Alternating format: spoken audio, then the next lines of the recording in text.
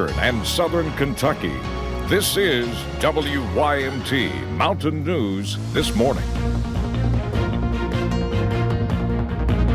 Good morning, I'm Connor James. Today is Monday, August 12th, and the time is about 5:31. Let's check in with meteorologist Kelly McShane for a look at your forecast this morning. And Kelly, yeah, pretty hot day ahead. Yes, it's going to be very, very warm this afternoon. We're off to a decent start right now. Those temperatures in the 60s for a lot of us, lower 60s for some, upper 60s for others, 68 in Hazard and Jackson, 61 into Williamsburg. Good morning to you folks in Somerset. You are at 61 degrees right now. Satellite and radar, really not too much to show. A little bit of clouds moving through this morning, but overall pretty calm and pretty clear conditions, and visibility really not too bad. A little bit of fog up into Ashland, but overall maybe into those valley regions a little bit of fog, but overall the visibility not too bad this morning. I'll have those details on the storm chances tomorrow coming up in my full forecast in just a little bit, Connor. All right, thank you, Kelly. Medical care is necessary, but sometimes it can be hard to afford. That's why Remote Area Medical, also known as RAM, brought its medical services to Eastern Kentucky. Volunteers set up at East Ridge High School in Pike County this past weekend. WYMT's Marianne Fletcher takes us on a behind-the-scenes tour of the clinic to see how it all comes together. Medical care can be expensive. Even when we're worried about the cost of medicine, then it can affect our whole overall quality of life. Some families are forced to make difficult decisions. Choices between, do I pay my rent or do I buy my medication? Clinic coordinator Dave Maurer says volunteers with Remote Area Medical, also known as RAM, are here to help. Remote Area Medical does not charge anything. We don't ask for any forms of identification. Between medical checkups, dental work, including fillings, extractions. We actually were able to do a couple of root canals, very exciting. And vision care. Our patients have been able to choose the eye frames they want, and we've made them right here on the spot in our state-of-the-art eye lab. More than 350 people lined up at East Ridge High School. It's been wonderful to see them walking out relieved and feeling good about life. To get a new lease on life. It's so rewarding as a nurse to see somebody get a pair of glasses and maybe come out here and see the trees. They've never been able to see the leaves on the trees. Providing free medical care for the area in Pike County. Marianne Fletcher, WYMT Mountain News. Between Saturday and Sunday, Remote Area Medical gave away $197,000 of medical, dental, and vision care. And a pre-filed bill in the Kentucky House aims to require school buses to place a camera on vehicles. Representative Robert Goforth pre-filed the legislation on Friday, which would also enforce a $200 fine for drivers who disregard school bus stop signs on a first offense. Goforth says he introduced the legislation to help combat illegal passing in the state, a problem he says most Kentucky school districts face. And the story of one Indiana family is an example of why bus safety laws are being passed after 2 children were killed trying to get on their school bus in 2018. Caitlin Conan has the details. Brittany Engel's daughter Olivia was 9 and her twin boys Mason and Xavier were just 6 when they were hit by a truck.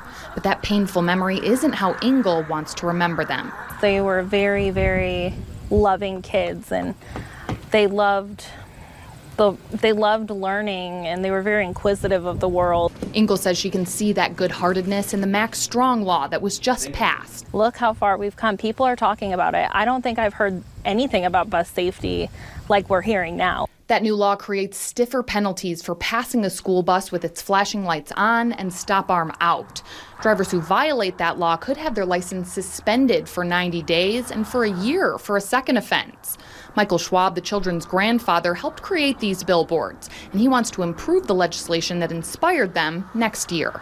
There are a couple things that didn't happen. One is the automatic suspension of a license of a person pending investigation or outcome. Change didn't just come from the state level, it came locally too. In a statement, the Tippecanoe Valley School Corporation says it continues to implement the TVSC Transportation Safety Review Committee, which is facilitated by the Kosciuszko County Sheriff Kyle Dukes and Fulton County Sheriff Chris Sailors, along with school personnel, state and local transportation officials. This broad-based committee reviews transportation safety strategies continuously and upholds the state and federal laws on school bus safety. Engel, who says she asked over and over for the bus stop to be moved, isn't satisfied. I guess they're making changes, but too little too late. Tennessee authorities say they have recovered a body of an Ohio man from a lake.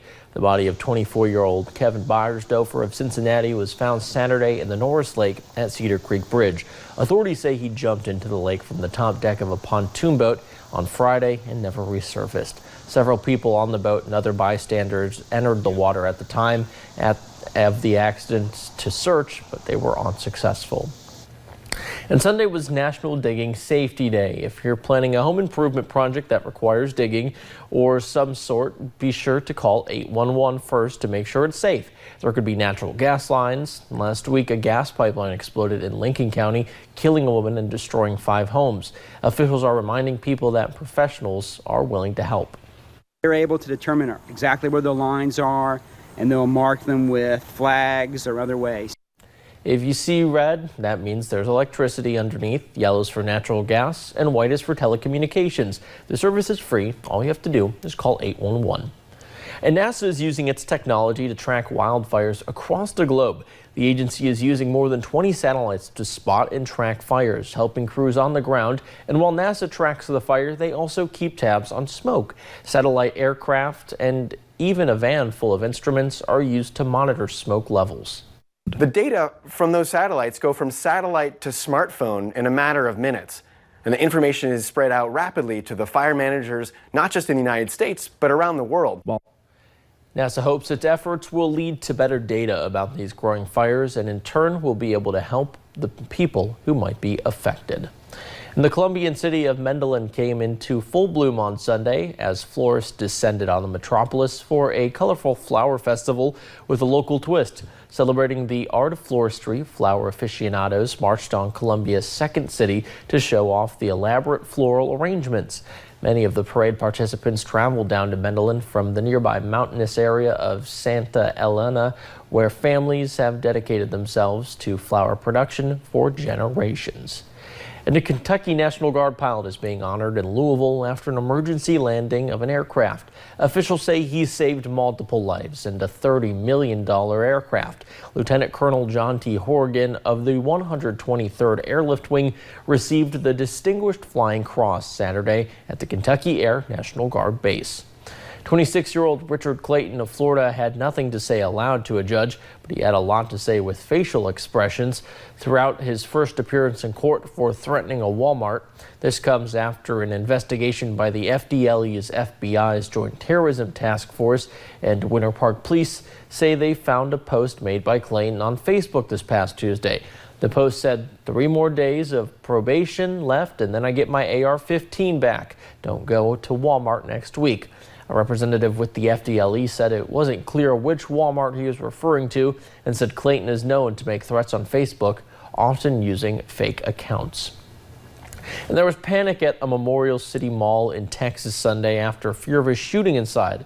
Police say at least 1 child was hurt as shoppers ran for cover. Houston police responded and determined there was not a shooting. Preliminary reports are that someone set off firecrackers inside.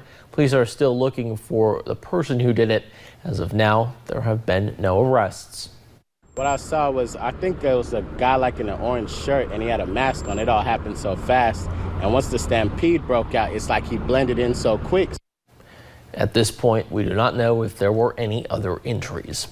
And the Democratic National Committee created a deepfake video to warn of the threat of potential deepfakes in the 2020 campaign ahead. Deepfakes are clips created with artificial intelligence that can make people appear, say, or do things that they never did. The DNC had experts make one of its chairmen, Tom Perez, and showed it on Friday at DEF CON, one of the world's largest conventions for hackers. The audience largely appeared to not notice the voice in the video was actually the DNC's security chief officer. Experts, lawmakers, and the intelligence community have all said deepfakes could pose a threat to national security and could be used in disinformation campaigns against the U.S. Well, coming up later, records left the music industry mainstream decades ago, but they're making a comeback with a younger audience. And a hot and dry day is ahead today, but changes are coming by Tuesday. I'll have details on the severe storm potential coming up next.